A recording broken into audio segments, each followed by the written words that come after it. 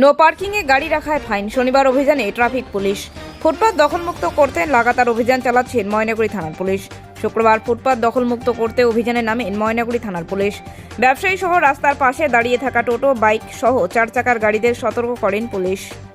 অবৈধভাবে দীর্ঘক্ষণ বাস স্ট্যান্ডে বাস দাঁড়িয়ে থাকায় ধরে ধরে ফাইন করেন। এরপর শনিবার ফের অভিযানে নামলেন ময়নাগুড়ি থানার ট্রাফিক বিভাগ।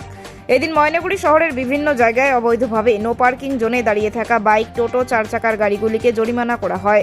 এদিন বেশ কয়েকটি টোটোকে আটক করা হয় এবং প্রায় 10টি বাইকের জরিমানা করা হয়। এরপরেও যদি নো পার্কিং জোনে গাড়ি থাকে তবে প্রশাসনের তরফে সেই গাড়িগুলিকে আটক করে থানায় নিয়ে আসা হবে বলে শনিবার বিকেল 4টা নাগাদ জানান Maynaguri traffic OC voice Subba.